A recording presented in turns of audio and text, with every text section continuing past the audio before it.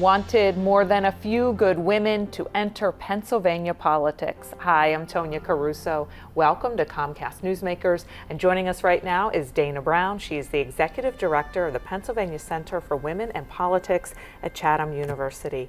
Thank you for joining us. Happy to be back.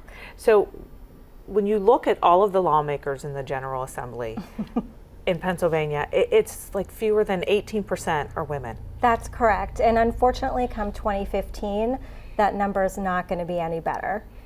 And so for so many reasons, you say this is a devastating number and we really need to do something about this. Right. This past election season was particularly challenging for women in state politics. So the number really isn't moving. We're going to stay at about 18%. And what's more is that we have lost our only woman in Congress.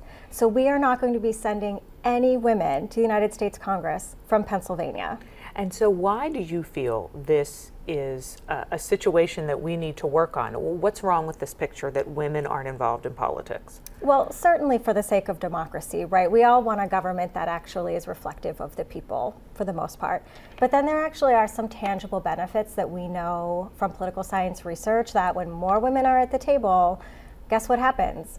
Bipartisanship increases, government transparency increases, and actually the public policy debate changes. So new ideas are brought to the table that never were before. So a whole host of reasons why actually more women in politics is better for good government. Right, and you're talking about more women on both sides of the aisle. This is not exclusive to Democrats or Republicans or independents. You want everyone to become involved, and so you take on this issue locally head on. Absolutely. So we are a nonpartisan organization and we are committed to bringing both Republican and Democratic women to the table. And again, we know from that research that no matter what party affiliation the woman is, government transparency increases and bipartisanship increases. So it really doesn't matter about the party at all. And we have a Ready to Run campaign training in order to help women towards that process. Right, so Ready to Run, it's a big deal. There are so many reasons, and you've been on before and we've talked about why women are sort of staying out of it. But you really offer sort of the training and the seminar to get women, to give them information and to teach them what they need to know. Yeah, we know that running for office is not necessarily intuitive. You know, usually you don't wake up one day and just say, I'm going to run.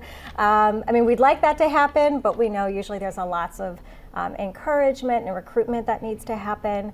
But when it comes to actually like the campaign and creating a campaign, we're here to help you. You know, you can learn those things. It's not necessarily intuitive. We can teach you how to create a fundraising plan. We can teach you how to look good on camera. We can teach you how to navigate the political parties. So and these are all things that we try to tackle in the one-day campaign training. Right, and I love this. And Elsie Hillman started this or began funding this so many years ago because she believed it was such an important issue. Let's tell folks when and where it takes place this year, and there are some new elements as well. Right, so the full day bipartisan training takes place on Saturday, January 31st at Chatham University in Pittsburgh. And the night before, Friday, January 30th, we're adding a pre-conference for women of color as a part of education and inspiration. That's fantastic. And you really, as you walk through, you not only answer questions, you sort of lay out bigger pictures for people as you go through this as well. And we really want to connect women who are attending to the real women who are doing that. And we find some of the best ways in which women can make a difference is through mentoring. And so a lot of the women that you'll meet, you know, they're giving up their time, their day for the participants, and they want to help women. They really want to see, you know, a more diverse government body. So if you come, you'll definitely have some great networking, but also potential mentoring possibilities. Well, we thank you so much for coming in and sharing this information with us today. We appreciate it. Thank you. I'm Tonya Caruso. Thanks for watching Comcast Newsmakers. We'll see you next time.